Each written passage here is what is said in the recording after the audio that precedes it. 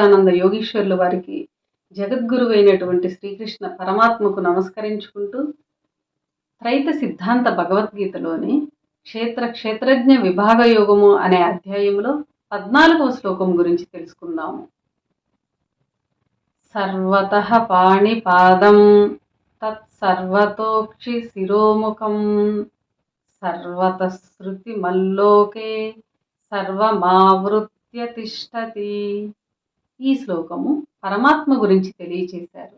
భావము: అందరి యందు కాళ్ళు, చేతులు, కన్నులు, ముఖము, చెవులు కలిగి పరమాత్మ అంతటా వ్యాపించి ఉన్నది. వివరము: పరమాత్మ అనున్నది స్త్రీ కాదు, పురుషుడు కాదు. ఒక విధముగా అన్ని ఆయనే కావున పురుషునిగా ఆయన అనియు, స్త్రీగా అది అనియు వ్రాయటములో జరుగుచుండును. ఒక చోట అది అని, మరొక చోట ఇది అని ఆయన ఈయన అంటున్నారే అనుకోకూడదు. పరమాత్మ ఏది కానివాడని తెలియటము కోసమే అలా వ్రాయవలసి వచ్చినది.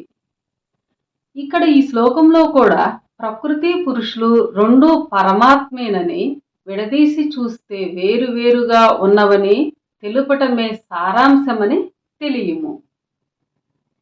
కాళ్ళు, చేతులు, ముఖము, కన్నులు, చెవులు ప్రపంచములోని జీవరాశులన్నిటికీ ఉన్నవే. స్థూలమైన అవయవములు ప్రకృతిలో తయారైనవి. వాటి యందుండి కదిలించున్నది ఆత్మని ముందే తెలుసుకున్నాము.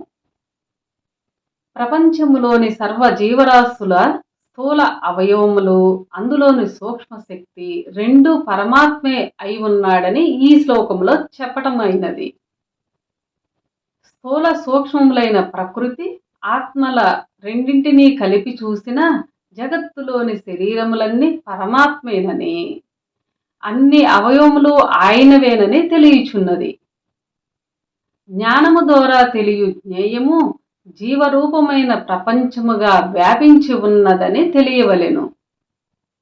జ్ఞేయమైన పరమాత్మ ఇంకా ఎట్లున్నాడు అనగా మరికొంత వివరం వచ్చే శ్లోకంలో తెలుసుకుందాము. అందరికీ నమస్కారం.